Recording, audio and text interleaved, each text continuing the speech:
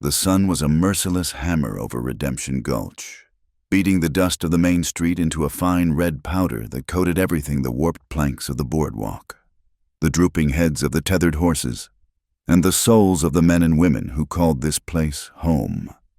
It was late in the 1880s, a time when the West was supposedly being tamed, but in towns like this, nestled in the heart of a vast, unforgiving desert, civilization was a thin veneer. Law was a word spoken by a pot-bellied marshal who spent more time in the saloon than his office, and survival depended on the speed of your draw and the strength of your convictions. Into this crucible of heat and desperation rode a man who seemed as much a part of the landscape as the weathered buttes in the distance. Jake Thompson sat tall in his saddle, not with the swagger of a gunslinger, but with the quiet, weary posture of a man who had ridden too many miles and seen too many dawns. His horse was a muscular Mustang, its coat the color of dried mud, chosen for stamina, not for show. The same could be said for its rider. Jake's clothes were functional dust-caked denim, a faded blue shirt, and a battered Stetson that shadowed a face carved by sun and hardship. His eyes, a pale, piercing blue, missed nothing but gave away even less. Men in the saloon fell silent as he passed, their whispers following him like a shadow. "That's him," one would murmur into his warm beer. "Thompson, richest cattleman this side of the Rockies." It was true. The T-Bar Ranch was a sprawling empire of grass and cattle, a kingdom Jake had carved out of the wilderness with his own two hands. He had more longhorns than he could count, and enough money in a San Francisco bank to buy Redemption Gulch 3 times over. But wealth was a cold companion. It couldn't fill the echoing silence of his ranch house, a place too large for one man. It couldn't erase the memories that haunted his sleep, ghosts of a past that clung to him more stubbornly than the trail dust. He was a man surrounded by everything and possessing nothing of what truly mattered. He was an island of cold solitude in a sea of his own making. His purpose in town was simple, the same as it was every few months' supplies: sacks of flour and coffee, tins of peaches, and, most importantly, cartridges for his Colt Peacemaker and his Winchester rifle. These were the necessities of his isolated life. He swung down from his Mustang in front of Abernathy's general store, the leather of his saddle creaking in protest. He tied the reins to the hitching post with an economy of motion that defined him, his movements deliberate and unhurried. The bell above the store's door announced his arrival with a cheerful jingle that was jarringly out of place in the oppressive heat. The air inside was thick with the mingled scents of cured leather, ground coffee, chewing tobacco, and dry goods. Old Man Abernathy, a wisp of a man with spectacles perched on the end of his nose, looked up from his ledger. "Mr. Thompson," he greeted, his voice a dry rustle. "Good to see you. The usual." Jake nodded, handing Abernathy a list written in a surprisingly neat hand, and a double order of 44 to 40S. As Abernathy began gathering the items, Jake stood by the counter, his gaze drifting over the store's contents, his mind already on the long ride back to the silence of his ranch. He paid no mind to the 2 old prospectors gossiping by the Cracker Barrel, their voices low and conspiratorial, but stray words snagged his attention, pulling him reluctantly from his thoughts. Crying shame is what it is. Old Man Mackenzie, Blackwood's gang, has him pinned down. That boy of his, Silas, mean as a snake and twice as ugly, says he's taking the girl, Sarah, as payment for some made-up debt. Jake's posture stiffened almost imperceptibly. He knew of the Mackenzie Ranch, the Double M. It was a smaller outfit a day's ride north of his own land, struggling to survive. He didn't know the family personally. In his self-imposed exile, he made it a point not to know anyone. "Can't the marshal do something?" the first prospector asked. The second spat a stream of tobacco juice into a nearby spittoon. "Marshal Sims. He's paid in Blackwood's coin. He ain't gonna lift a finger. They say the wedding's to be tonight. Silas is claiming his bride. The whole thing stinks to high heaven." Jake's jaw tightened. He had no business with the Mackenzies or the Blackwoods. This wasn't his fight. His life was built on a foundation of minding his own affairs, of turning his back on the troubles of others because his own were a heavy enough burden. He paid Abernathy, his face an unreadable mask.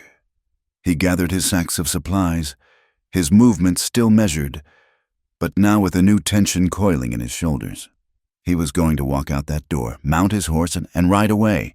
He stepped back out onto the boardwalk, the brutal sunlight making him squint, and then he saw it.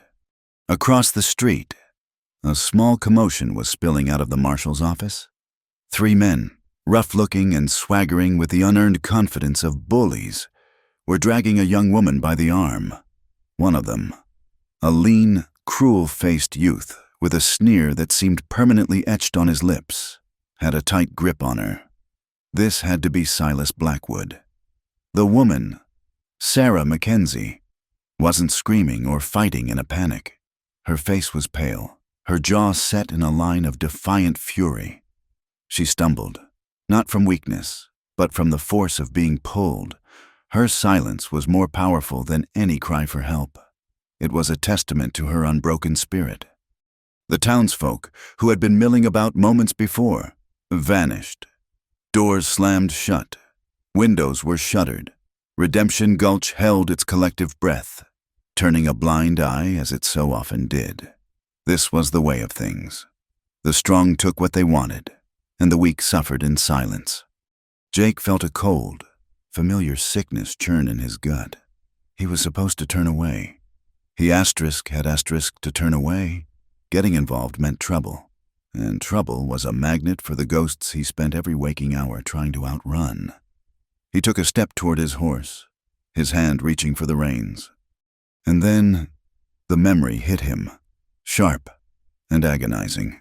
It wasn't a full scene, just a fragment, a shard of the past lodged in his heart.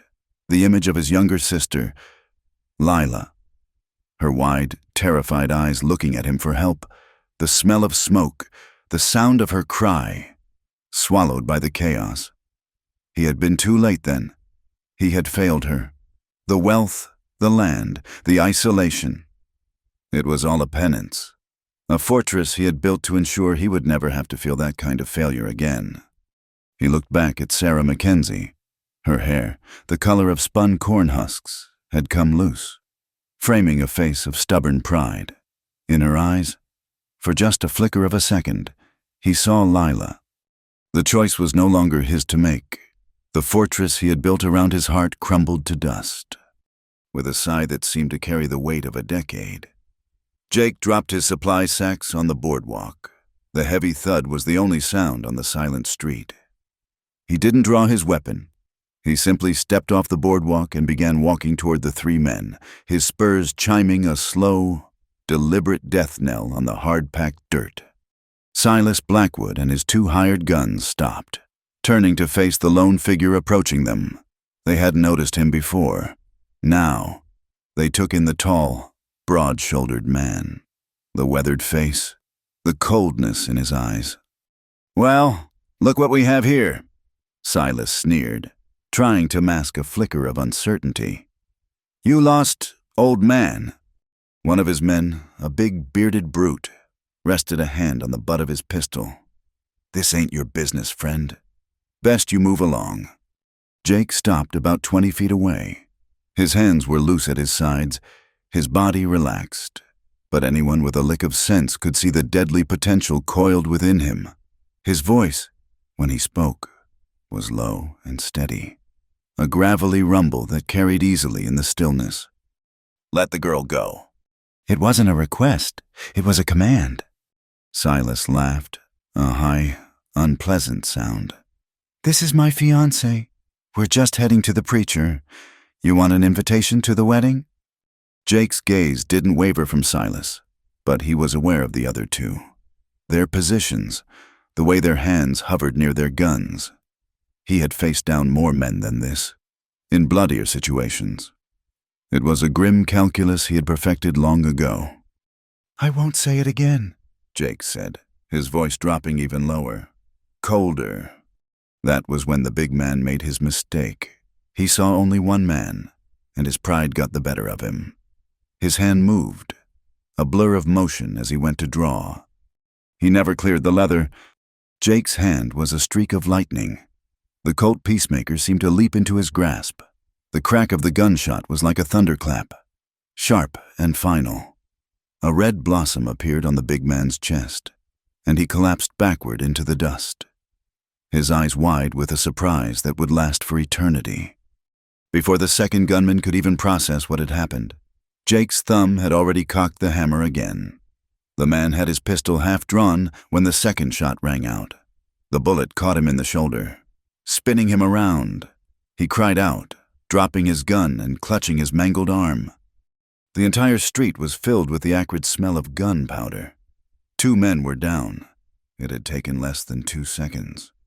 Silas Blackwood stood frozen, his hand still gripping Sarah's arm, his face a mask of disbelief and terror.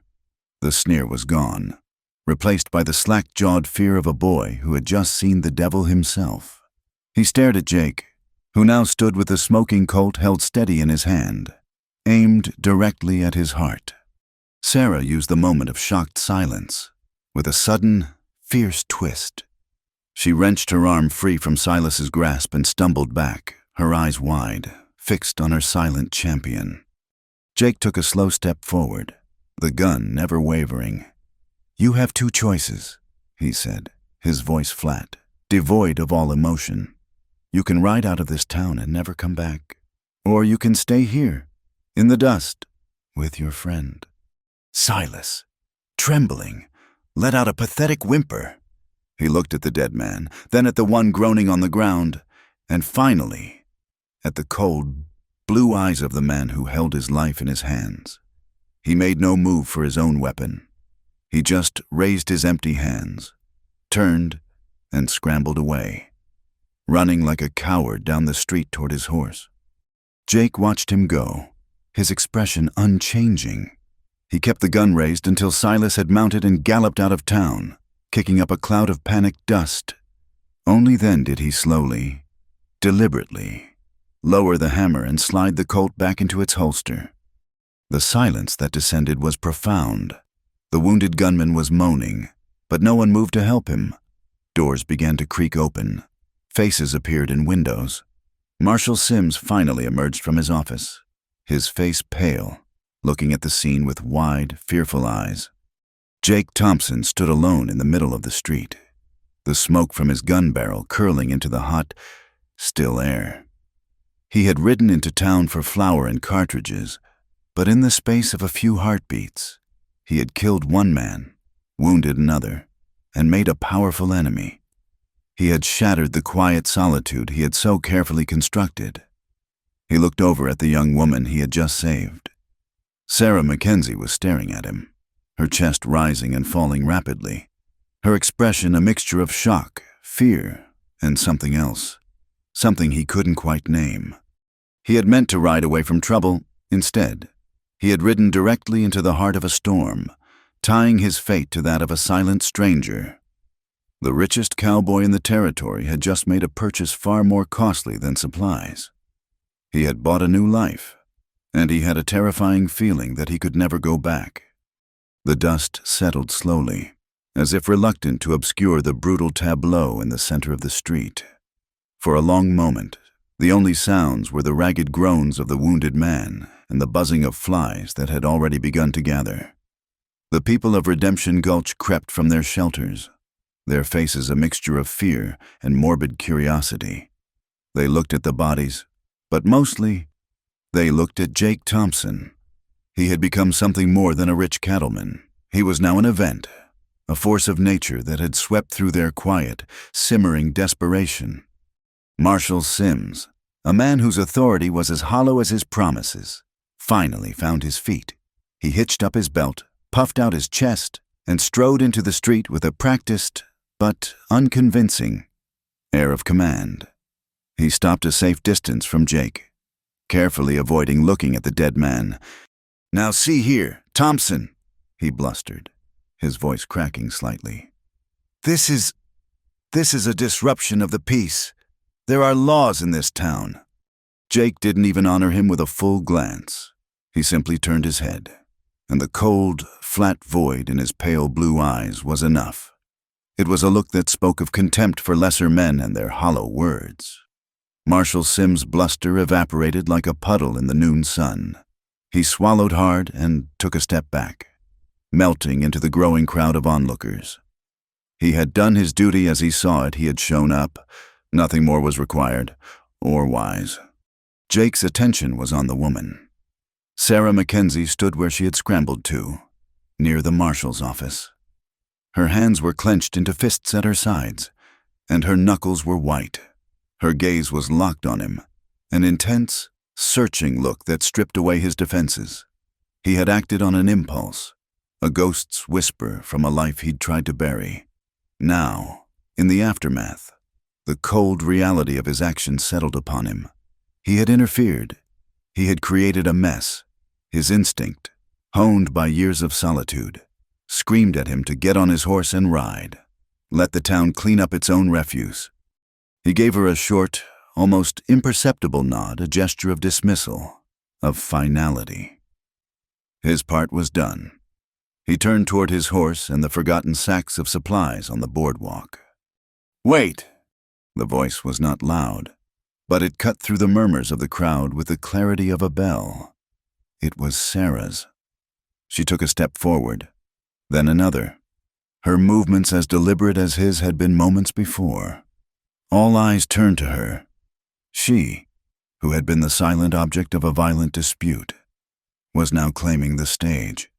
She walked until she stood in the space between him and the chaos he had wrought, placing herself directly in his path back to his solitary life. Her dress was plain, a faded calico, and her face was smudged with dust. But she held herself with the unyielding posture of a prairie cedar. "You saved my life, Cowboy," she stated, her voice steady despite the tremor he could see in her hands. Jake stopped, his back still mostly to her. He didn't want thanks. He didn't want conversation. He wanted the horizon. "It's done. Go home." "I have no home to go to," she said, and a bitter truth laced her words. "Silas is gone for now, but his father, Frank Blackwood, and the rest of his gang, they won't forget this. They will come for my father's ranch, and they will come for me. They will not be gentle." She took a deep breath, and her next words were aimed not just at him, but at the entire town, at the uncaring sky above. "Without a husband, without a protector, I'll be swallowed whole. My family will be destroyed." Jake turned slowly to face her. He knew she was right. He had not solved her problem. He had only postponed it and made it bloodier. Frank Blackwood was a name whispered with fear, a man whose cruelty was legend. By killing one of his cronies and chasing off his son, Jake had painted a target on the Mackenzie family, and on himself. A cold dread, the feeling of a closing trap, began to creep up his spine. He saw the faces in the crowd pitying, curious but ultimately useless. No one would stand with her. No one would risk the wrath of the Blackwood gang for a struggling rancher and his daughter. She was utterly, completely alone. And then she looked him straight in the eye, her own a deep, determined brown. The fear was there, but it was banked, overshadowed by a fierce, desperate resolve. She was not pleading. She was proposing a transaction, as stark and necessary as the one he had just completed with his gun. "Marry me," she said, her voice ringing in the silence. "Right here, right now." A collective gasp rippled through the crowd. Marshal Sims' jaw dropped. Old man Abernathy, watching from his doorway, nearly swallowed his teeth. The idea was insane, a desperate throw of the dice. Jake stared at her, genuinely stunned for the first time in years. The world seemed to tilt on its axis. Of all the possible consequences he had imagined, this was not one of them. "You're not thinking straight, girl," he said, his voice rough. "I have never thought more clearly in my life," she countered, taking another step closer. "You are Jake Thompson. Everyone knows who you are. The Blackwoods are vicious, but they are not fools. They will not risk a war with the richest cattleman in the territory over one girl and a worn-out piece of land. Your name is a shield. It's the only one I have. Her logic was flawless, brutal, and terrifying. She was offering him a war, but also a way to win it without another shot being fired. She was using his reputation, his wealth, the very things he used to keep the world at bay, as a weapon. His mind reeled. Marriage to a stranger, the thought was absurd, a violation of the sacred solitude he had cultivated. A wife meant connection. It meant shared meals and quiet conversations. It meant having someone to worry about, someone who could be used against him. It meant an end to the cold, safe emptiness of his life. He started to shake his head, the word no forming on his lips. And then he looked into her eyes again. And Lila was there. "Help me," the ghost of his failure whispered to him. He had turned his back once, and it had cost him everything. Could he do it again? Could he leave this woman to a fate he had, in his own way, helped to seal he had pulled the trigger that put her in this impossible position? A long, agonizing silence stretched out. Jake felt dozens of pairs of eyes on him, dissecting him, waiting. He looked at the dead man in the dust, a testament to the consequences of action. Then he looked at Sarah, a testament to the consequences of inaction. Finally, he let out a slow breath, the air hissing through his teeth. "This would not be a real marriage," he said, his voice hard as iron. He needed to set the terms, to build a new wall even as the old one was being torn down. It would be an arrangement, a convenience. I will give you my name. I will protect your ranch. In return, you ask for nothing more. You understand.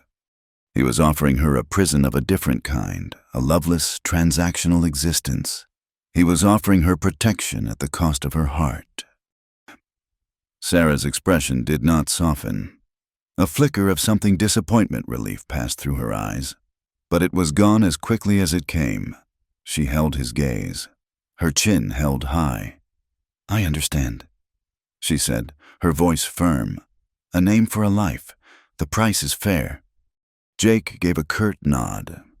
The deal was struck. He turned his gaze to the crowd, his eyes scanning the faces until they landed on a stooped, white-haired man in a dusty black coat. "Judge Miller, I believe your services are required." Judge Silas Miller, a man who presided over land disputes and drunken brawls with equal weariness, stepped forward nervously. "Here, Jake in the street." "Here is as good a place as any," Jake said, his tone leaving no room for argument.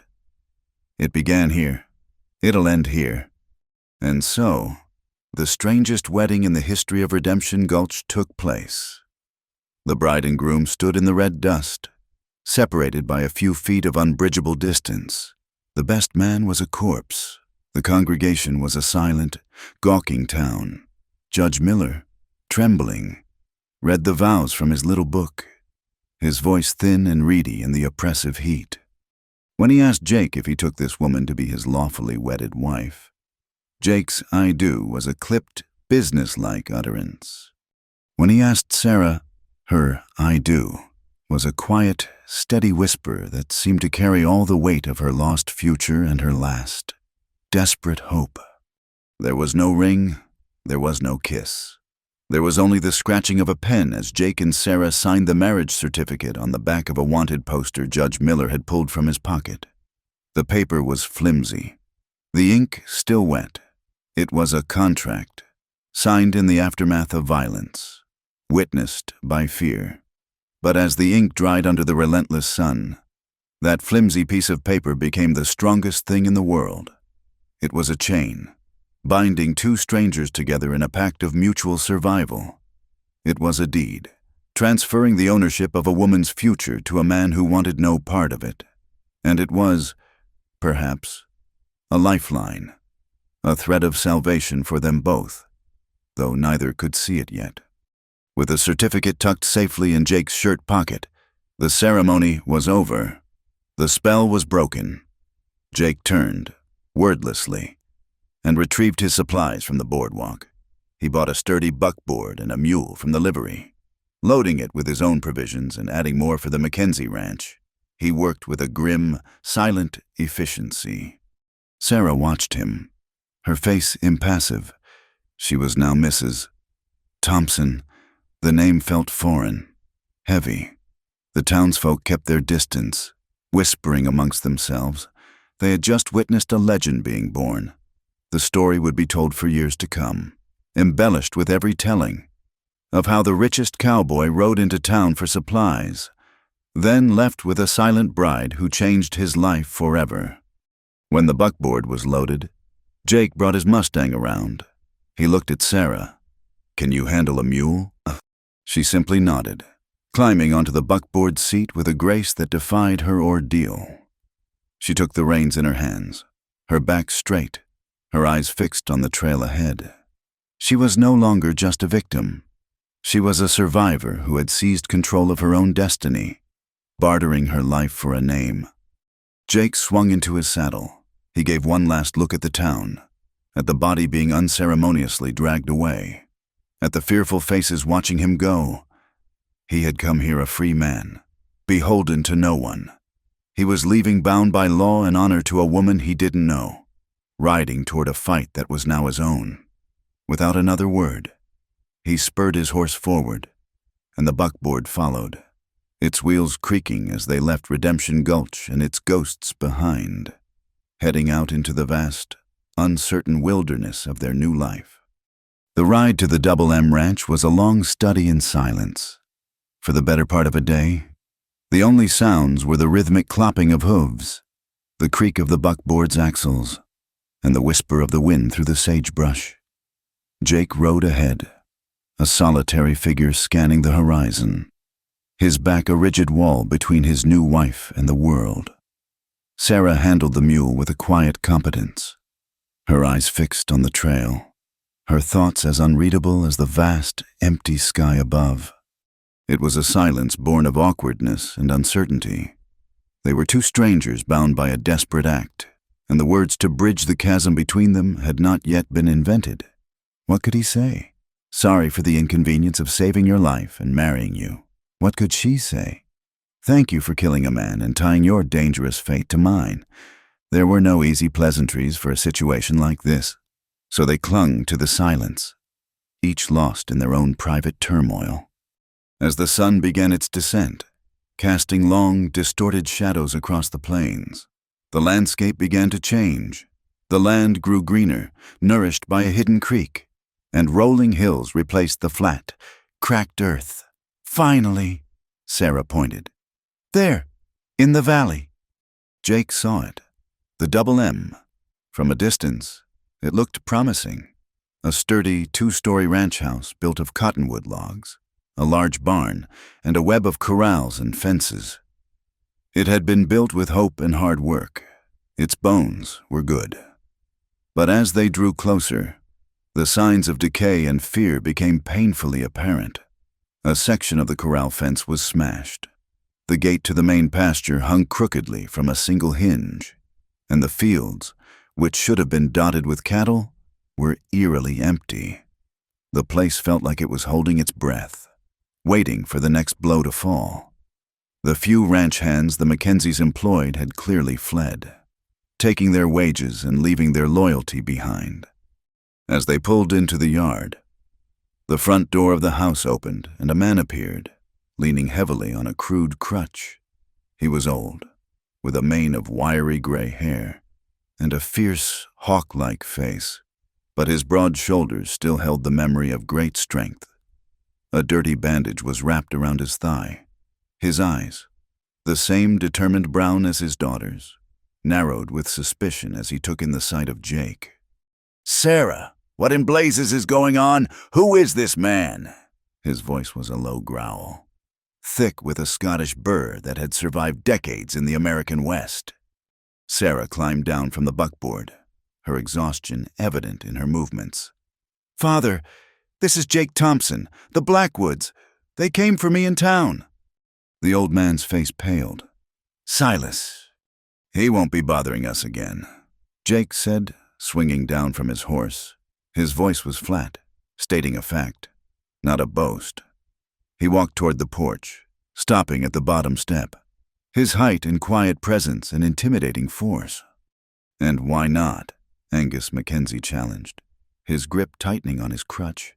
"Did you talk some sense into that whelp?" "Something like that," Jake said, his gaze unwavering.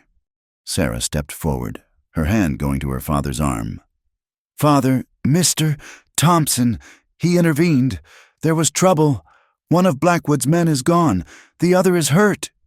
Angus stared, his mind struggling to comprehend the news. He looked from his daughter's weary face to the stranger's hard, unreadable one. He saw the loaded buckboard, the supplies they desperately needed.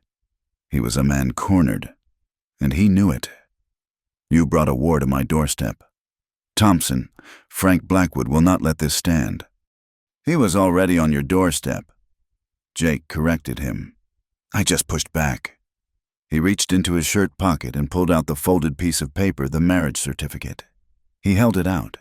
"Your daughter and I were married in town, by Judge Miller. His name is my name now. His fight is my fight."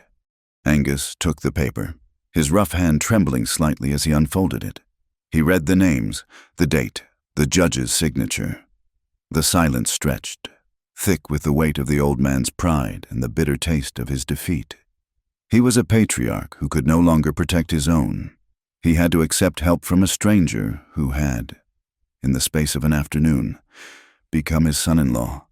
Finally, he folded the paper and handed it back, his eyes meeting Jake's. A silent, grudging understanding passed between them. "Get inside," Angus grumbled, turning stiffly. "Both of you. The girl will show you your room."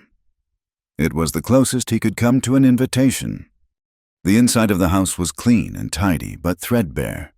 The air smelled of pine soap and herbal medicines. It was a home. Filled with the small traces of a life lived a worn Bible on the mantel. A faded photograph of a handsome woman who must have been Sarah's mother. A set of hand-carved chess pieces on a small table.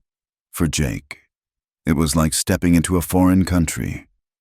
His own ranch house was a place of function, not comfort. It had furniture and a roof, but it wasn't a home. It was a place to sleep before another day of work and solitude. He felt an acute, uncomfortable sense of displacement. These people were trusting him, relying on him. Angus's grudging acceptance and Sarah's desperate gamble had placed a weight of responsibility on him that felt heavier than any sack of grain. He was an imposter in this family, a harbinger of a violence they didn't deserve. He thought of Marcus Cole, the powerful, shadowy figure from his past who still hunted him. For years, Jake had kept moving, kept to himself, ensuring that if Cole's vengeance ever found him, he would be the only one to pay the price. Now, he had anchored himself to this family. He had made them a target. The thought was a cold stone in his stomach. The days that followed fell into a slow, quiet rhythm. There was no honeymoon, no period of adjustment. There was only work. At dawn, Jake was up. He found the ranch's tools and, with a skill that spoke of long practice, began to mend the broken corral. He rode out, spending hours under the punishing sun, patiently tracking and gathering the scattered Mackenzie cattle. He was a man who communicated best through labor, and he poured all his restless energy into bringing the Double M back from the brink of collapse. He was a force of nature. Angus would watch from the porch, his initial suspicion slowly morphing into a grudging respect. The man worked like 3 hired hands and asked for nothing but black coffee in the morning. One afternoon, a rider approached the ranch. It wasn't the Blackwood gang. It was a neighbor, Jedediah Finch, a thin man with a weasel's face and eyes that were too close together. He dismounted, his boots making no sound in the dust, and took off his hat, revealing a slick of greasy hair.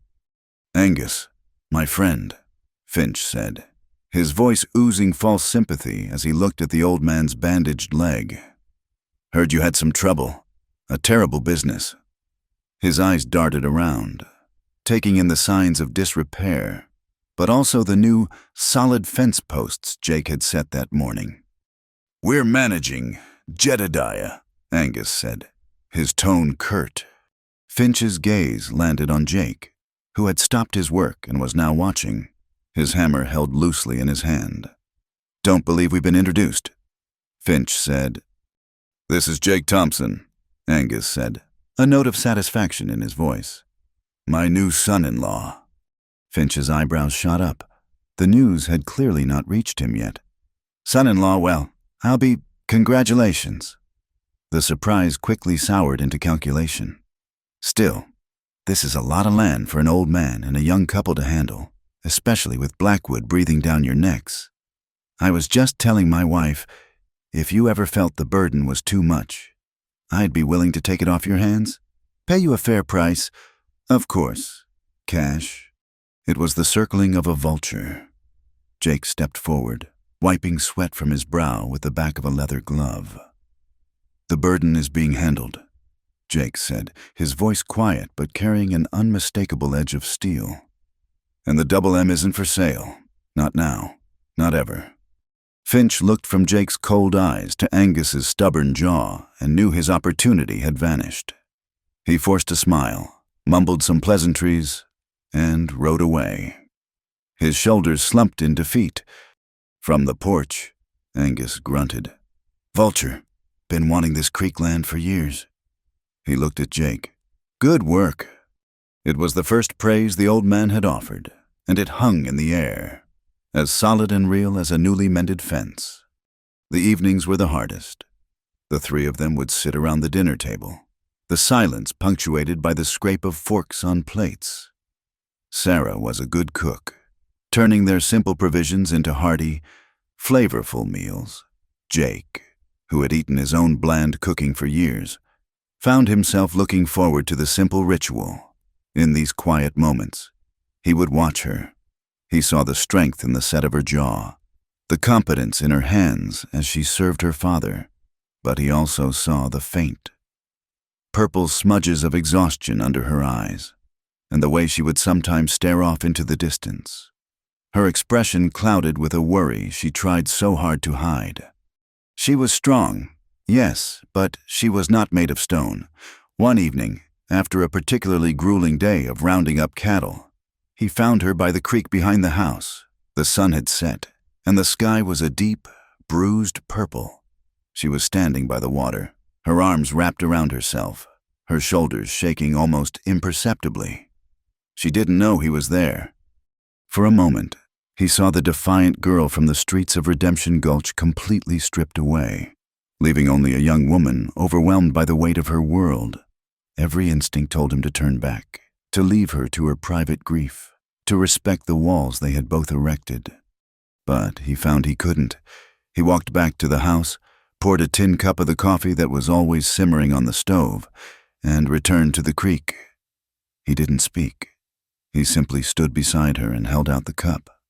She flinched, startled by his presence, and quickly wiped at her eyes. She looked at the cup, then at his face, shadowed in the twilight.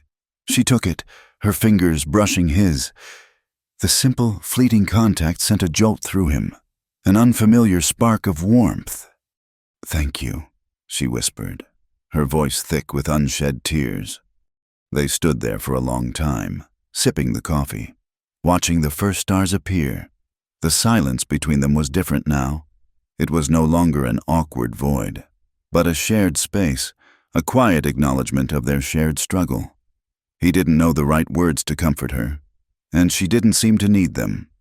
His presence, solid and unwavering, was enough. In that moment, watching the resilient woman beside him draw strength from a simple cup of coffee under a starry sky, Jake felt a crack appear in the fortress around his heart. He was beginning to feel the faint, forgotten warmth of a home, of a family, and it terrified him more than any gunfight ever could. A week passed. The fence was whole, the barn door re-hung, and a small but growing number of double M cattle now grazed peacefully in the newly secured pasture.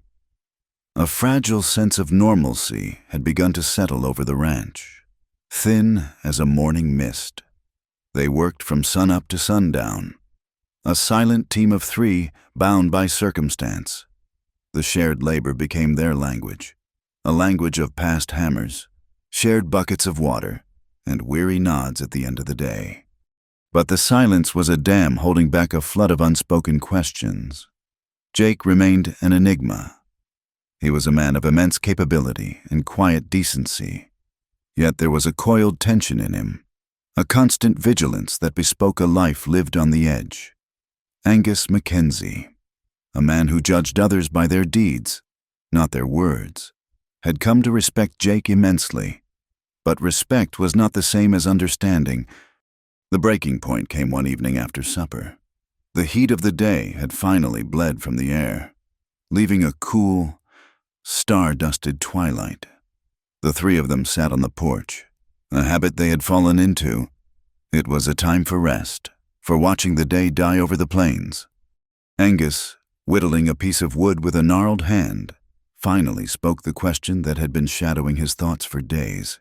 He didn't look at Jake, but his words were aimed with precision. "I've seen men handle guns before," he said, his voice a low rumble. "Been in a few scrapes myself back in the day, but I've never seen a man move like you did. That wasn't a rancher's draw. Thompson, that was a soldier's, or something else." The air grew still. The chirping of the crickets seemed to fall silent.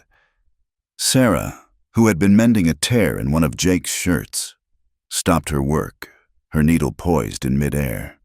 Jake didn't answer immediately. He stared out into the gathering dark, his broad shoulders silhouetted against the last vestiges of light. He traced a crack in the porch floor with the toe of his boot. He had known this moment was coming. He could lie, invent a story about his time in the war or a brush with outlaws. It would be the smart thing to do, the safe thing. But looking at the steady, unwavering gaze of the old man and the quiet, trusting face of his daughter, his wife, he found he couldn't. They had given him a place at their table, a roof over his head. They deserved more than a lie. "It was something else," he said at last, his voice gravelly.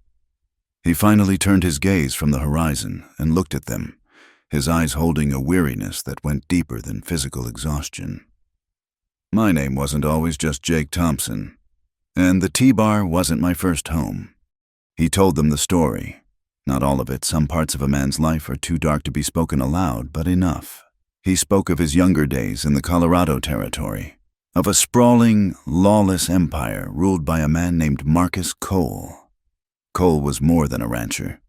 He was a king, a man who bought sheriffs and judges the way other men bought cattle. His law was the only one that mattered, and his justice was swift and cruel. Cole had a son.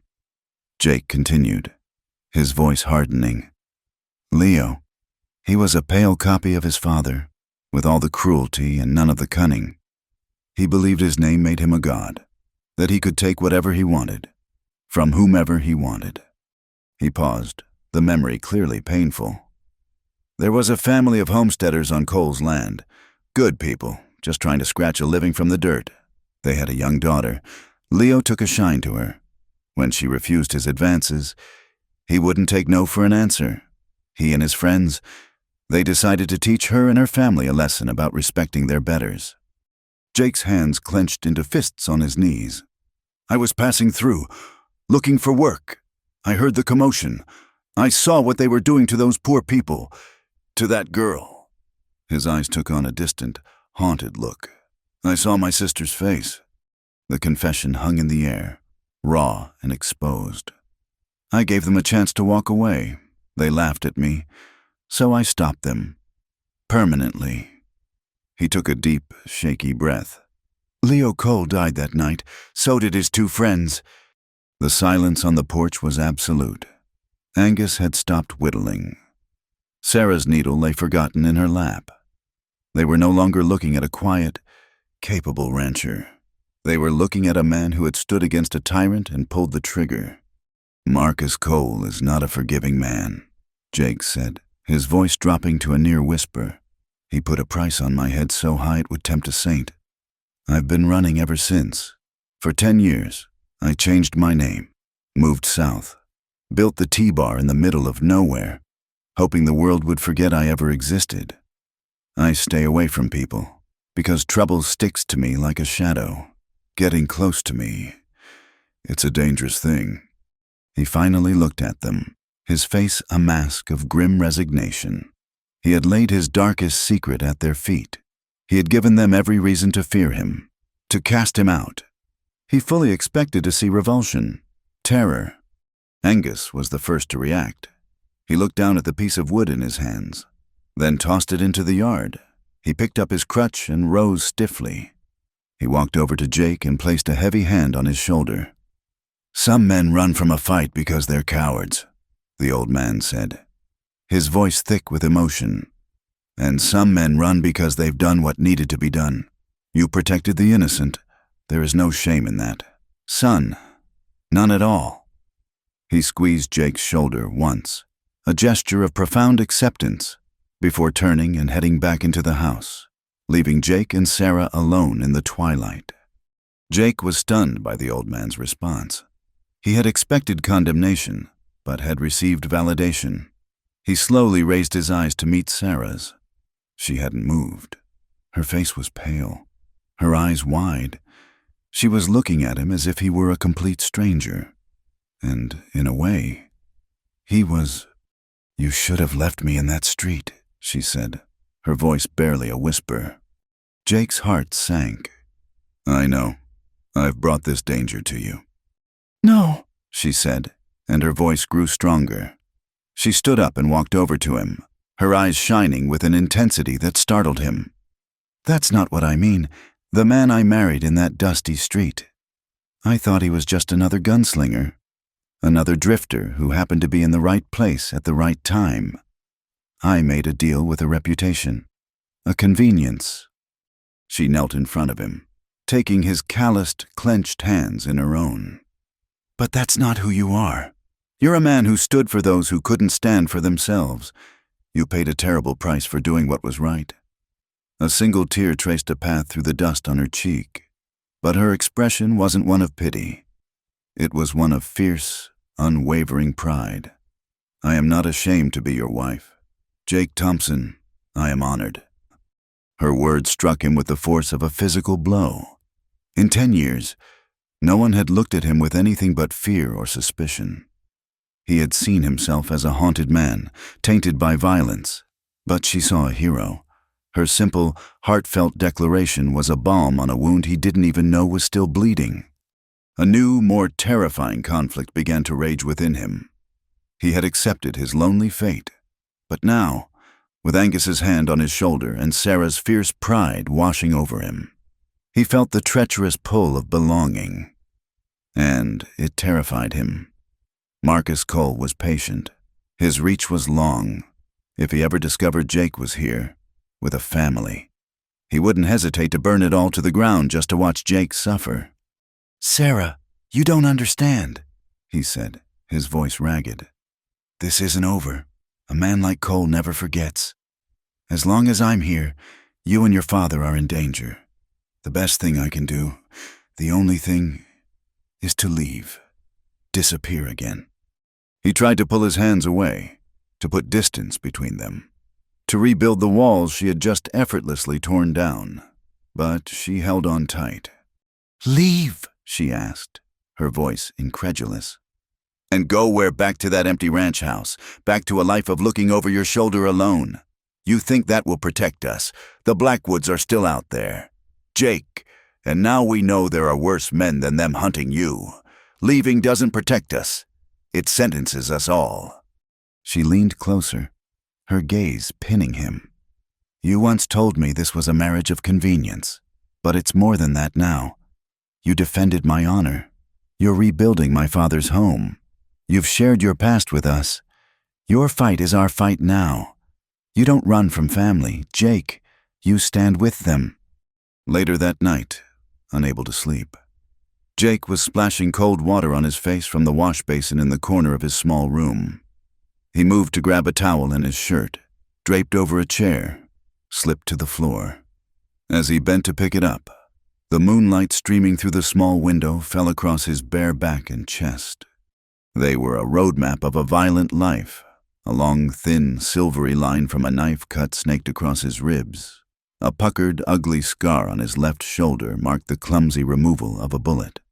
There were others, small and faded, each a silent testament to a battle won, a life nearly lost. They were the physical proof of the past he had just confessed, the price he had paid for his exile. A soft footstep sounded behind him. He turned, reaching for his shirt, but it was too late. Sarah stood in the doorway, a blanket in her arms. Her eyes fell on his torso, and she froze.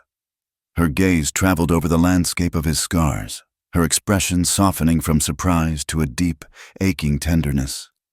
He felt a hot flush of shame, an instinct to cover himself, to hide the ugly evidence of his past. But he remained still, held in place by her compassionate gaze. She walked slowly into the room, never taking her eyes off him. She dropped the blanket on his cot and reached out a hesitant hand. She gently, almost reverently, traced the long knife scar on his ribs. Her touch was as light as a feather, but it sent a fire through his veins. It wasn't a touch of pity, but of acceptance, of understanding. She was touching his history, acknowledging his pain, and not flinching away. In that moment, the last of his defenses crumbled. He was no longer Jake Thompson, the hunted man. He was just Jake, a man scarred inside and out, being truly seen for the first time in a decade. He knew then that she was right. He couldn't leave. To run now would be to betray not only her and Angus, but the man she saw in him, the man he had long forgotten he could be. Staying meant danger. It meant facing down the ghosts of his past and the very real threat of Marcus Cole. But leaving meant a solitude that would now be 1,000 times colder and more profound than before. He had found something to lose, and damn him if he was going to just walk away from it. The fragile peace at the Double M held for nearly a month, a period of sweat-soaked days and quiet, watchful nights. The rhythm of the ranch was the rhythm of reconstruction. Jake and Angus, with Sarah directing the dwindling household supplies with a general's efficiency, worked to impose order on the chaos the Blackwoods had left behind. But it was a false peace, an inhaled breath held in anticipation of a coming storm.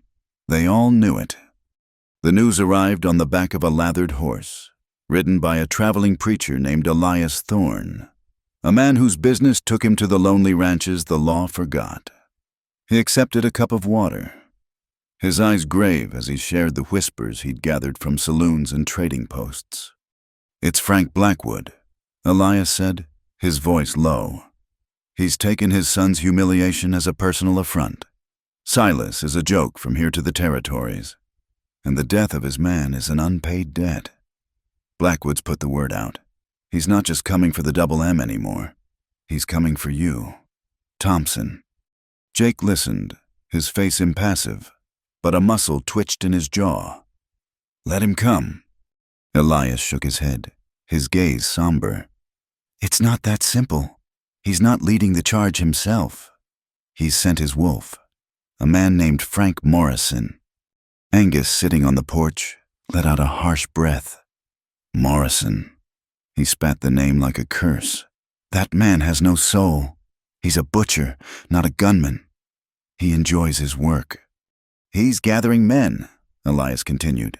"Drifters, wanted men, anyone with a taste for cruelty and a price. They say he's sworn to burn this ranch to the ground and take Mrs. Thompson back to Silas in chains. He's making an example of you all." After the preacher departed, leaving a chill in the warm afternoon air, the weight of the threat settled upon them. Jake stood staring at the horizon, at the vast, empty prairie that could hide an army. His solitude had been a shield. Now, this family was his vulnerability, the one place a man like Morrison could strike to hurt him most. "We need men," Jake said, turning to face Angus and Sarah. It was a statement of fact, a surrender of his lone wolf instincts. "The hands we had fled at the first sign of trouble," Angus said bitterly. And good men are hard to find. Harder still when Frank Morrison is on the other side of the ledger. Jake's mind raced. There were men he knew, men he'd ridden with before the bounty, who would come if he called, but sending for them was a risk. A message sent was a trail left, a breadcrumb that could lead not just Morrison, but the specter of Marcus Cole, to this valley. It was a choice between two evils. It was Sarah who broke the impasse. Over the past weeks, she had been transformed. The quiet, defiant victim had been replaced by a pragmatic and determined partner. She had worked alongside Jake, her hands becoming as calloused as his, her knowledge of the land proving invaluable. "There are men," she said, her voice clear and steady. "Not gunslingers, but ranchers, men who've lost their own spreads to drought or bad luck, men the Finches of the world have squeezed out. They're proud. They wouldn't take charity, but they would take a wage for an honest fight, especially against the likes of Blackwood." She named them the Calloway brothers, two young men whose father had been a friend of Angus's, an old stockman named Peterson, whose loyalty was legendary, a half-Comanche tracker called Stone, who knew every ravine and dry wash in the territory. Jake listened, impressed by her knowledge and her thinking. She wasn't just suggesting names. She was offering a strategy, building an army from the dispossessed. "All right," he said, giving her a nod of respect. "I'll ride out, see if any of my old contacts are still breathing. You and your father will talk to these men, offer them a fair wage, a bunk, and a stake in this ranch if we come out the other side." The next week was a blur of activity. Jake rode for 3 days, meeting a grizzled ex-lawman named Cobb in a dusty cantina 2 towns over. Cobb was old, but his eyes were sharp and his hands were steady. He agreed to come, bringing with him 2 other seasoned fighters who valued loyalty over a long life. Meanwhile, Sarah, with Angus providing his gruff endorsement, met with the men she'd named. She didn't plead or promise them safety.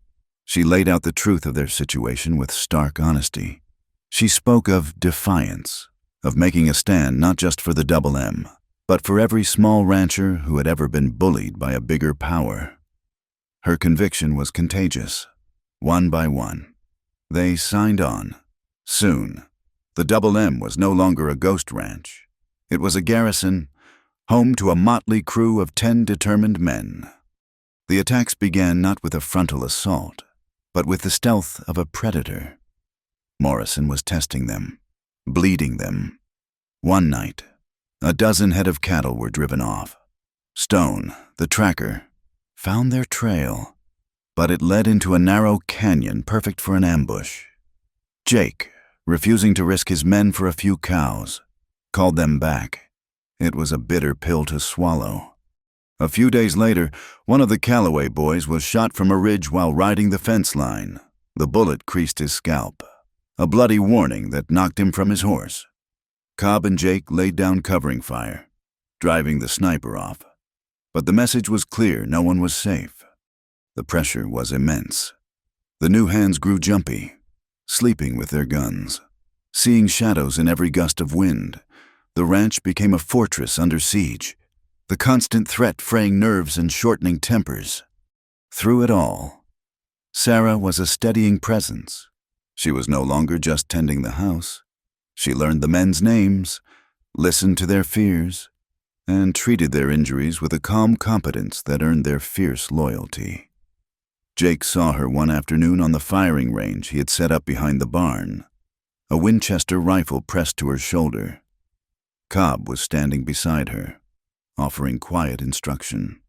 She wasn't a natural, but she was determined, firing shot after shot, her jaw set, learning to control her breathing, to squeeze the trigger, not pull it. The sight filled Jake with a complex mixture of pride and dread. He was proud of her strength and terrified that she would need to use it. The inevitable escalation came with the weather. For 2 days, a strange, yellowish haze had lingered on the horizon. The air grew thick and heavy, and an oppressive silence fell over the plains. The cattle grew restless, lowing nervously. "Dust storm's coming," Stone announced, his eyes on the bruised-looking sky. "A bad one." They were in the middle of a major cattle drive, trying to move the bulk of their herd, nearly 300 head, to a more protected pasture with a spring-fed creek. It was a gamble, leaving the relative safety of the ranch, but their current water source was running low. The storm hit with the fury of a physical blow. The sky turned a churning, hellish brown. A wall of sand and dirt descended upon them, reducing visibility to less than 20 feet. The wind howled like a banshee, stinging their eyes and choking their lungs. The cattle, already spooked, became a frantic, uncontrollable mass of horns and hooves.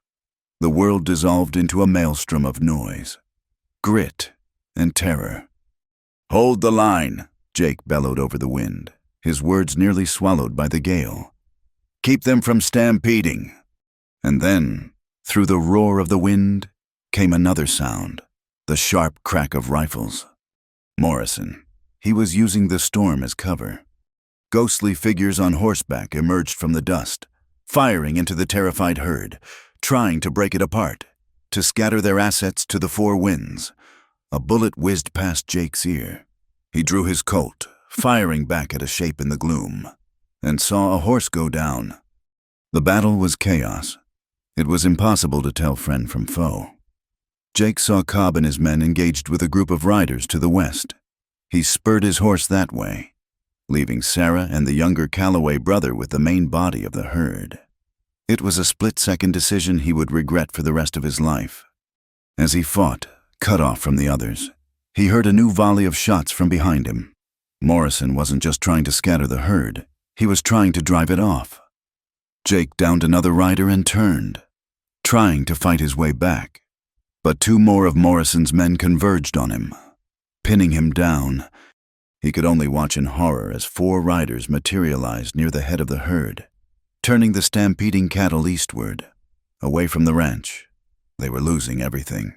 The Calloway boy fired his pistol, a futile gesture against the overwhelming odds. And then a new figure emerged from the swirling dust. It was Sarah.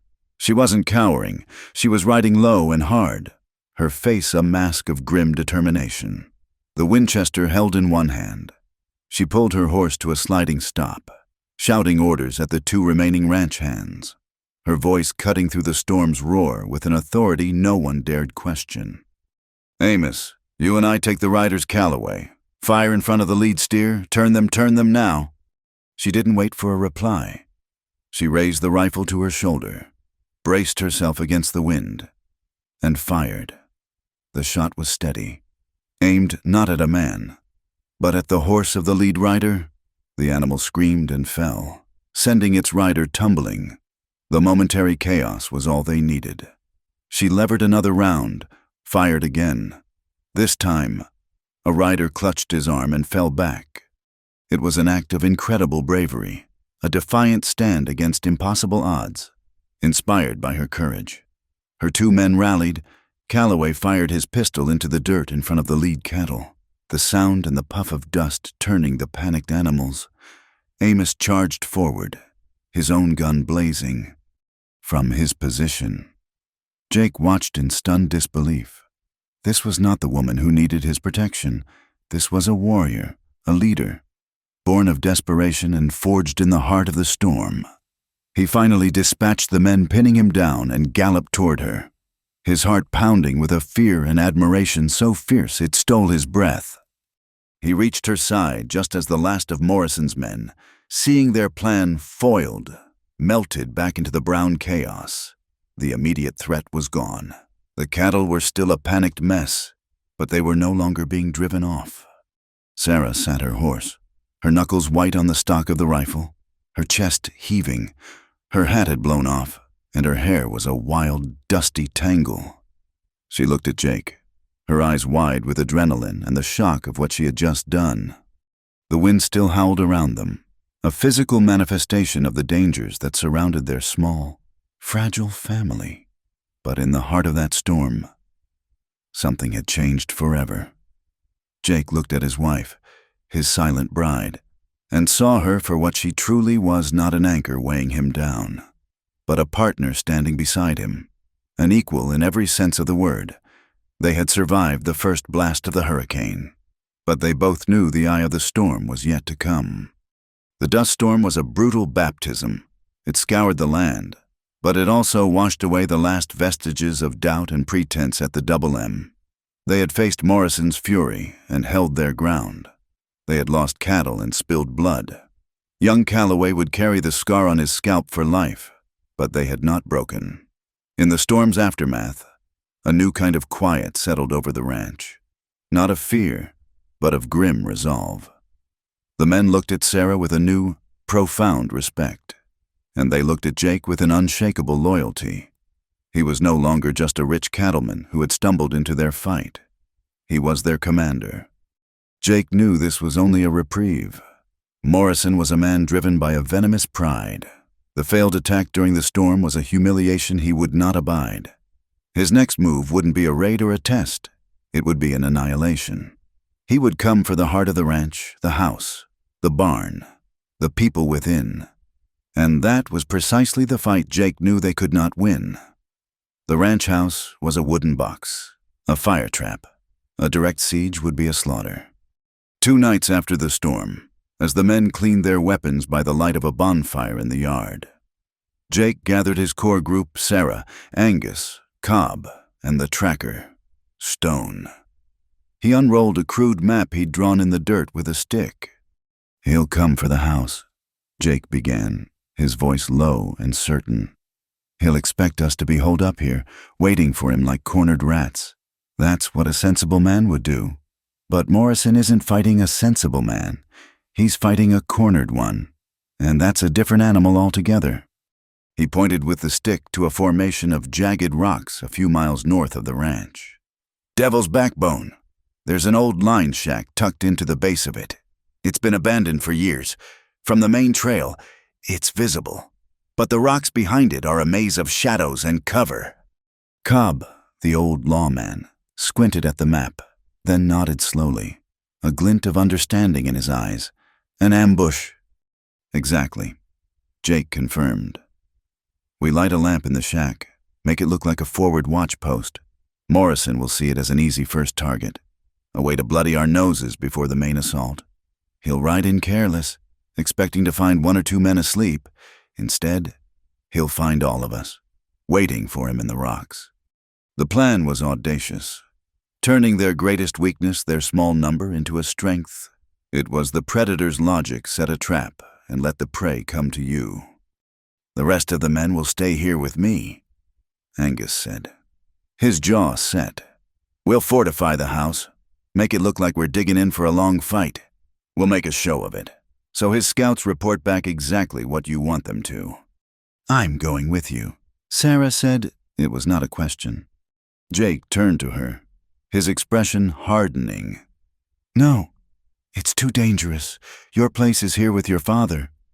"My place is where the fight is," she countered, her voice ringing with the same iron that had been in it during the storm. "I am not the woman you married. Jake, I will not hide in the house while my husband and my friends ride into a firefight. I can shoot, I can load, I can stand a watch. You need every gun you can get, and you know it." He looked into her eyes, and he saw no fear, only an unshakable resolve that mirrored his own.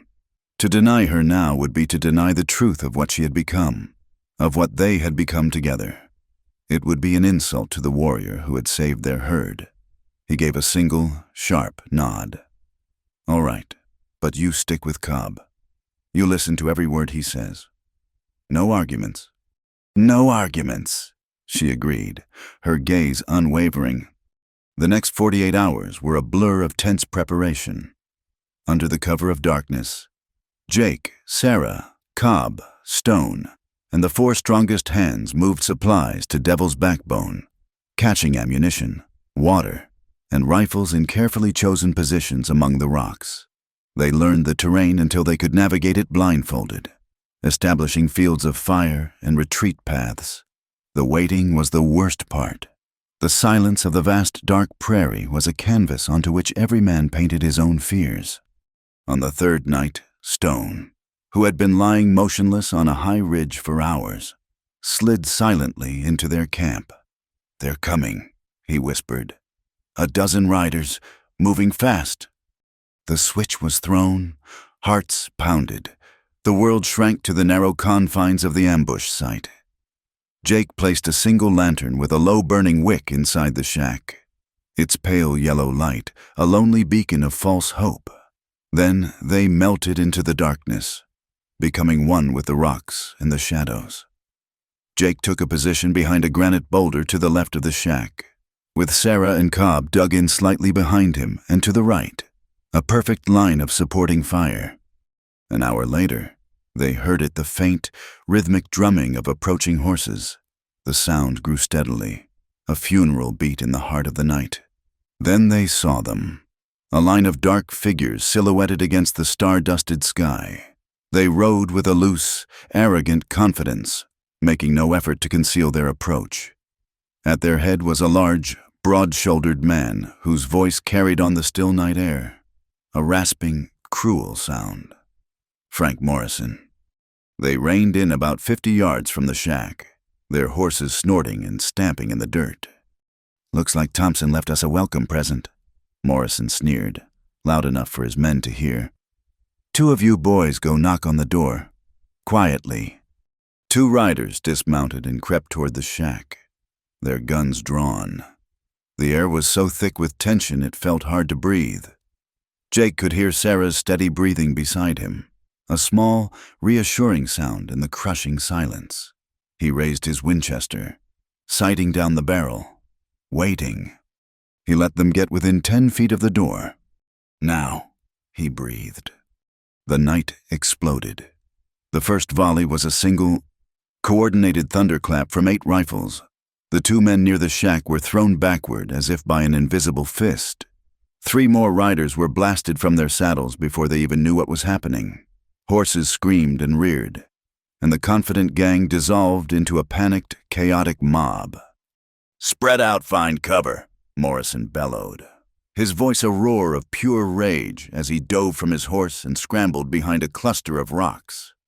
The battle became a series of desperate, brutal skirmishes in the dark.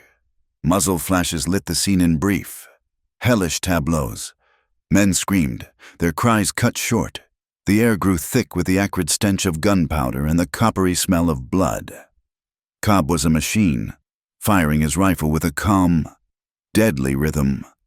Sarah, her face pale but set in a mask of concentration, worked beside him, reloading a spare rifle and passing it to him, her hands never fumbling, her eyes constantly scanning the shadows for movement. Jake was a ghost in the darkness, moving from one position to another, his shots precise and deadly. He fought with a cold, focused fury, the culmination of 10 years of running. This was not a fight for survival anymore. It was a fight for his future, for the woman reloading a rifle just yards away, for the grumpy old man waiting back at the ranch. It was a fight for a home. They whittled Morrison's gang down, one shadow at a time. The tracker Stone, armed with a bow for silence, took out a sniper trying to flank them. The Calloway brothers fought back to back, a whirlwind of desperate courage. Then, there were only 3 of them left: Morrison and 2 of his most hardened men, pinned down behind the same cluster of rocks. The firing stopped. A tense, predatory silence fell over the battlefield, broken only by the groans of the dying. "Thompson!" Morrison's voice roared from the darkness, raw with hate. "You're a dead man. You think you can hide in the dark forever? I'm going to carve that wife of yours up and feed her to the coyotes." Jake felt a white-hot flash of rage, a killing instinct so pure it almost made him reckless. But he held his ground. "You talk too much, Morrison." Suddenly, there was a blur of motion. One of Morrison's men broke from cover, running in a low crouch, trying to get a better angle. Cobb's rifle boomed, and the man fell. At the same instant, Morrison and his last man opened fire on Cobb's position, a hail of bullets that sent rock chips flying. It was the diversion Morrison wanted. Under the cover of his man's fire, He bolted from the rocks, charging not at Cobb, but directly at Jake's position. He was a bull of a man, moving with terrifying speed, a long-barreled Colt roaring in his hand. Jake stood to meet him, firing his Winchester from the hip. The bullet struck Morrison in the side, but his momentum was too great. He grunted, staggered, but kept coming. Jake tried to lever another round, but in the heat of the battle, the mechanism jammed. Time seemed to slow down. Morrison was 10 feet away, his face a snarling mask of triumph, his pistol rising, the dark hole of its barrel looking as wide as a cavern. Jake threw the useless rifle aside and drew his own Colt, a desperate last-second motion. He knew he wouldn't be fast enough. This was it, the end of the line. His past had finally caught up to him. Crack! A third gun entered the duel. The shot came not from Cobb, who was still pinned down, but from the rocks to Jake's right, a gout of flame in the darkness. Morrison cried out, a sound of shock and agony. The pistol in his hand fired into the dirt as his arm was knocked aside, a new, dark hole in his shoulder. He stumbled, his triumphant sneer replaced by a look of stunned disbelief. That single precious second was all Jake needed. His own Colt bucked in his hand. Once, twice. The shots were like hammer blows, striking Morrison square in the chest. The big man stood for a moment, suspended between life and death, his eyes wide with the ultimate surprise. Then, he crumpled to the ground, his reign of terror ending in a heap in the Texas dust. The silence that followed was absolute. It was over. Jake stood breathing heavily, his ears ringing, his jammed Winchester forgotten at his feet. He looked toward the rocks where the saving shot had come from. Sarah was slowly lowering the rifle Cobb had given her, smoke curling from its barrel. Her face was a pale oval in the moonlight, her eyes wide, fixed on him. She had not hesitated, in the single moment that mattered most, when his life hung by a thread. She had been his salvation. The cost of the victory was high. They had lost one man, the younger Calloway, and 2 others were wounded. As Sarah rushed to his side, Jake felt a searing pain in his left forearm, a deep gash from a ricocheting bullet he hadn't even felt during the fight. The ranch was safe, but it was battered, bleeding. As Sarah wrapped a strip of her dress around his arm, her hands gentle but sure, Jake looked at her. He saw not a victim, not a silent bride, but his partner, his equal, his reason for standing his ground. He had faced down the ghosts of his past here, in this dark, bloody place. He had fought not as a lone wanderer, but as a husband and a son. He was wounded and weary, but for the first time in a decade, Jake Thompson felt whole.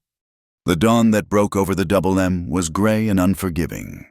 It illuminated a scene of profound exhaustion. The victorious living moved like ghosts among the grim realities of their victory.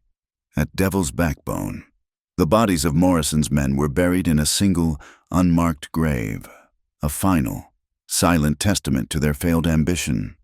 At the ranch, a smaller, sadder grave was dug under the lone cottonwood tree for young Thomas Calloway, a boy who had died defending a home that wasn't his own. The ranch was a field hospital.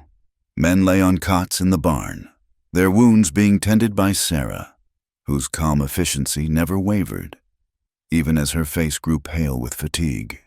Angus, his own leg aching, limped from man to man, offering a gruff word of encouragement or a sip of whiskey.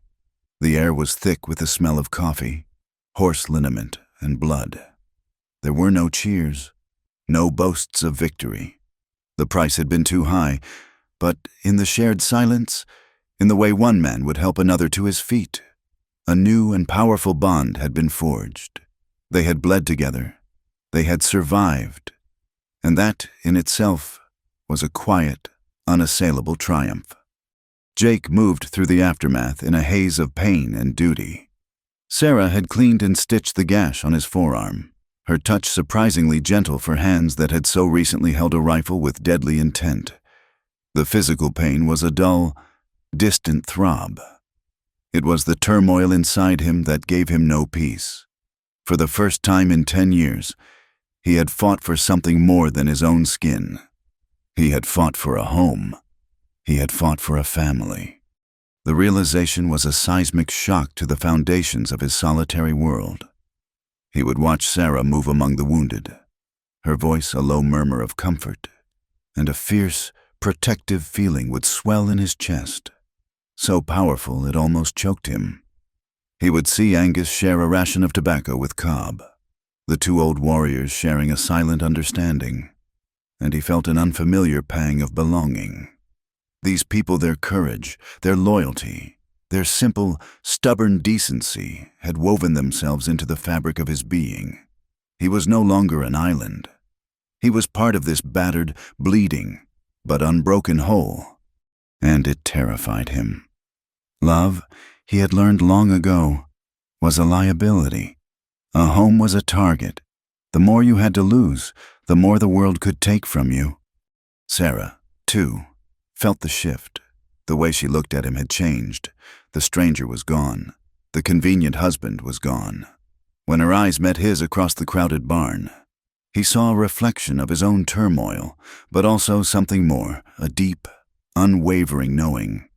She had seen him in the crucible, had witnessed the cold killer that lived within him, and had not turned away.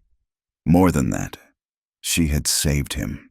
She had fired the shot that had given him the second he needed to live. That act had created a debt that could never be repaid, a bond that transcended the flimsy marriage certificate tucked away in his saddlebags. She no longer saw a protector. She saw her partner, her other half, her soulmate. The emotional reckoning came 3 nights after the battle. The dead were buried, the wounded were stable, and a weary quiet had finally descended. Jake sat on the porch steps, staring into the darkness, the stitched wound on his arm a tight, angry reminder of how close he had come to the end. He was tracing the lines of his past and seeing them lead, inevitably, to a future filled with more blood. Morrison was gone, but Frank Blackwood still had money and men, and beyond Blackwood, a far greater shadow loomed Marcus Cole. News of a gunfight of this magnitude would travel. Whispers of a tall, quiet man named Thompson, who fought with uncommon skill, might just reach the wrong ears. He had brought his war here, and they had won the first battle. But he knew, with a certainty that chilled him to the bone, that they could not win the war. He heard the soft creak of the screen door and knew it was her. Sarah came out and sat on the step beside him, not touching, but close enough that he could feel the warmth of her. She carried a small bowl of water and a clean cloth. "Let me see your arm," she said softly. Wordlessly, he held it out. She unwrapped the bandage and gently began to clean the stitched wound. Her touch was a quiet intimacy that undid him. "We were lucky," he said, his voice rough. "It wasn't luck," she replied, her eyes focused on her task. "It was courage. And it was you. You gave us a plan. You gave us a chance. And I brought them here in the first place," he countered, the guilt a bitter taste in his mouth. "Morrison is dead, but Blackwood isn't, and there are others. There will always be others." He finally turned to look at her, his face a mask of anguish. "Sarah, I have to leave." The words hung in the air between them, stark and painful. She stopped cleaning his arm and looked up at him, her gaze clear and unflinching in the moonlight. "No. You don't understand," he insisted, his voice cracking with the effort of his conviction. "As long as I'm here, this place, you, your father, you are all in danger. Marcus Cole has a long memory and a longer reach. Sooner or later, he will find me. The best way, the only way to protect you is for me to disappear. Let the trail go cold again. Let Jake Thompson become a ghost." He expected her to argue, to cry, to plead.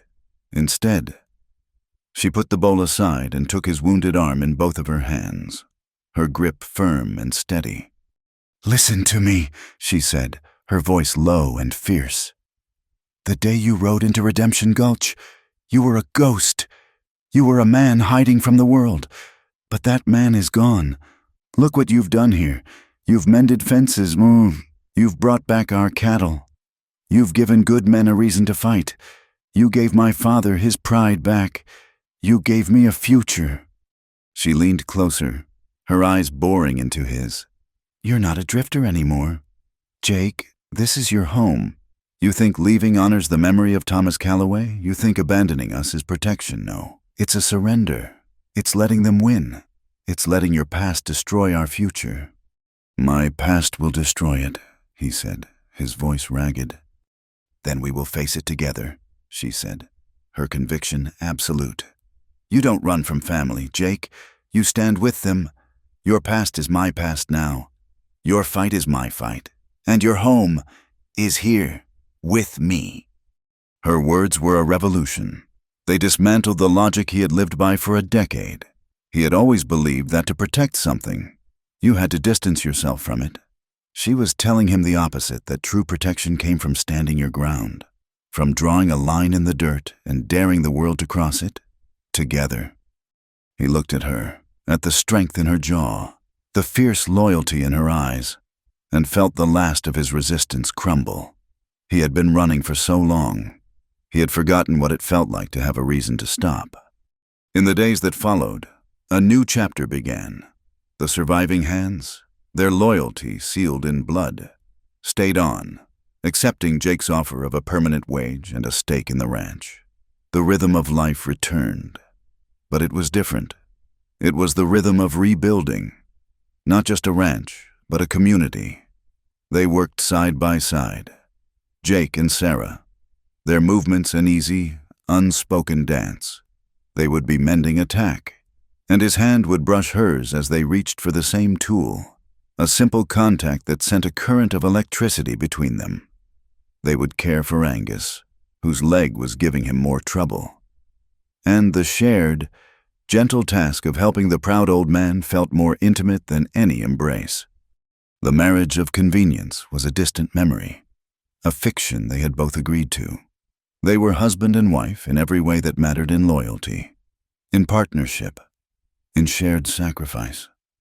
All that remained was the final, unspoken truth. It came one night, a week later. The house was quiet.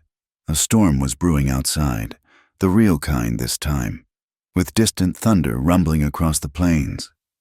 Jake was in his small room, unable to sleep, the ghost of Marcus Cole whispering in his ear. The door creaked open, and Sarah stood there, holding a lantern. "I saw your light," she said, her voice barely a whisper. He was sitting on the edge of his cot, his head in his hands. He looked up, his face a portrait of a man at war with himself. She walked in and set the lantern on the small table, casting a warm, flickering glow over the room. She sat beside him, the cot dipping under her weight. "You can't carry it all alone," she said softly. He finally let out a ragged breath he felt like he'd been holding for 10 years. "I'm afraid, Sarah," he confessed, the words tasting like ash. "I'm afraid of what's coming. I'm afraid of what it will do to you." She reached out and gently touched the scar on his shoulder, the old bullet wound from a life he thought he'd left behind. "And I am afraid of a life without you in it," she replied, her honesty a piercing arrow to his heart. "Let me be afraid with you." He turned to her, and in the warm lantern light, he saw not a wife of convenience, but the woman who had saved his life, the woman who had given him a reason to live it. The last wall inside him turned to dust. He leaned in and kissed her. It was not a kiss of desperate passion, but of profound, aching tenderness. It was a kiss of gratitude, of acceptance, of a final, complete surrender. It was the sealing of a pact made not with words, but with blood and courage and loyalty. When she kissed him back, it was the end of the loneliest cowboy in the territory and the beginning of a man who had finally, against all odds, found his way home. Their marriage had been born of convenience. But in the quiet, storm-rattled darkness, it was reborn of love, a true and binding connection of heart, body, and soul. The first light of dawn crept over the prairie, not with the harsh, brassy glare of the days before, but with a soft, pearlescent glow that promised healing. It touched the high ridges of Devil's Backbone first, then spilled like liquid gold into the valley, illuminating the scarred but standing Double M Ranch. The light didn't erase the damage, the fresh earth of the graves, the splintered wood of the corral, the pockmarks from stray bullets on the barn wall, but it softened it, bathing the landscape in a wash of hope. Inside the ranch house, the silence was of a different kind. It was not the tense, watchful quiet of a fortress under siege, but the deep, peaceful silence of exhausted bodies and souls at rest. In the small room that had once been his solitary outpost, Jake was awake. He had been for some time, watching the light change through the window, feeling a sense of peace that was so profound, so utterly foreign. It felt like a dream. He turned his head on the pillow. Sarah slept beside him, her face relaxed and free from the lines of worry that had been etched there for so long. Her hair, the color of sun-cured hay, was a wild tangle across the pillowcase. In sleep, she looked young, almost girlish, and a wave of tenderness so fierce it ached washed over him. He had spent a decade building walls to keep the world out, to keep his heart safe and numb. In a matter of weeks, this woman had not only breached those walls, she had razed them to the ground and built a home on the foundations. He rose quietly, careful not to wake her, and pulled on his trousers. The stitched wound on his arm was a dull, persistent throb, a souvenir of the battle that had changed everything. As he stood by the window, watching the sun climb higher, he no longer saw the vast, empty prairie as a place to hide. He saw pastures for his cattle. He saw a future. He saw home. The ghost of Marcus Cole was still out there, a shadow on a distant horizon. But for the first time, Jake did not feel the instinct to run. The hunter had become a guardian. He made his way to the kitchen. He wasn't the first one up. A fire was already crackling in the hearth, and the rich, life-affirming smell of coffee filled the air. Cobb, the old lawman, sat at the table, patiently oiling his peacemaker. He looked up as Jake entered and gave a slow, satisfied nod. "Morning, boss," Cobb said. The title was new, but it felt right. "Cobb," Jake acknowledged, pouring himself a cup of coffee. Soon, the others began to trickle in. The surviving Calloway brother, his face still somber for his lost sibling, but with a new maturity in his eyes. Stone, the tracker, moving with his usual silent grace. Angus came last, leaning on his crutch, his face grim but his eyes clear. Then Sarah entered, her hair neatly braided, a soft-colored shawl around her shoulders. She smiled at Jake, a simple, open expression of affection that made the warm kitchen feel even brighter. The men greeted her with a quiet, profound respect. She was not just the rancher's daughter or the boss's wife. She was the woman who had stood with them in the heart of the storm. "There's bacon and eggs for those who want it," she announced, and a low, appreciative murmur went through the room. As she began to cook, a miracle occurred. A sound that had been absent from the Double M for months, a sound more valuable than a herd of cattle or a vein of gold, echoed off the wooden walls' laughter. Cobb told a dry, laconic story about a card sharp in Dodge City, the Calloway boy. Forgetting his grief for a moment, added a detail about a pig they once owned that was smarter than most men. Even Angus cracked a thin smile. Jake found himself leaning against the doorframe, a tin cup of coffee in his hand, just watching. This was what a family sounded like. It was a messy, imperfect, and beautiful noise. He was no longer the richest cowboy in the territory because of the money in a San Francisco bank. He was the richest man because he was standing in this room, filled with battered, loyal, good-hearted people. He had ridden into town for supplies and had stumbled into a treasure beyond measure. After the simple, boisterous breakfast, the work of rebuilding began in earnest. The men, their spirits lifted, worked with a new energy. Jake found Angus on the porch, looking out over the valley. His hawk-like gaze softened by the morning light. "It's a good piece of land," Angus said without preamble. "It is," Jake agreed, standing beside him. The old man turned to him, his eyes searching Jake's face. "She loves you, you know, my Sarah. Haven't seen her look at anything the way she looks at you since her mother passed." "The feeling is mutual," Jake said, the admission as easy and natural as breathing. "Good." Angus grunted, satisfied. "I thought I was giving her a protector, a shield. Turns out, I was giving her a husband." He stuck out a gnarled, work-worn hand. "I couldn't have chosen a better man for her myself. Jake. Welcome to the family, for real this time." Jake took the old man's hand. The grip was firm, the pact sealed not by law or necessity, but by respect and love. Later, as the day warmed, Jake found Sarah by the creek, the same spot where he had first seen a crack in her armor. She was skipping stones across the water's surface, a small, carefree act that spoke volumes about the peace she now felt. He stood beside her, and she leaned her head against his shoulder. They stood in comfortable silence for a long time, watching the water ripple and the sunlight dance on its surface. "Blackwood will send more men," Jake said finally, not to frighten her, but to honor her with the truth. "And someday, my own past might come calling." "I know," she said, her voice calm, "and we will be ready." He turned to face her, taking her hands in his. "I'm done running. Sarah, I'm not a ghost anymore. My name is Jake Thompson. My home is the Double M. My wife is you. Whatever comes, we face it here, together." It was his vow, spoken not in a dusty street before a nervous judge, but here, in the quiet heart of their home, spoken directly to the woman who was his everything.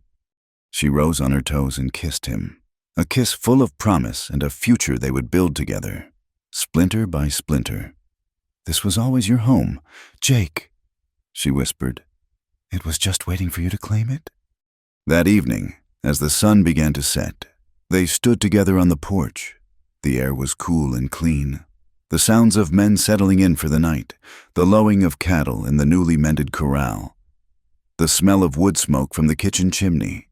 It was the music of a living, breathing home. The land before them, scarred but resilient, was bathed in the spectacular, vibrant colors of the setting sun. The sky was awash in orange and pink and a deep, hopeful gold. He was no longer just the richest cowboy who rode into town. He was a husband, a son, a leader, and she was no longer the silent bride, a victim of circumstance. She was a warrior, a partner, a wife. They were two strangers, thrown together by violence and desperation, who had found in each other a love powerful enough to conquer the past and brave enough to face any future. The wild, untamed West was not just a place of hardship and loss.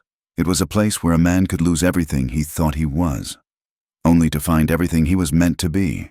As Jake wrapped his arm around his wife, pulling her close, he looked out at the golden plains and knew, with absolute certainty, that he was finally, truly, home. Thank you for listening to this story. Let us know in the comments where you're listening from, so we can connect and share our thoughts. Please subscribe to my channel, Wild West Night, like this video, and give it some extra support by hitting the hype button to help this story be heard by more people.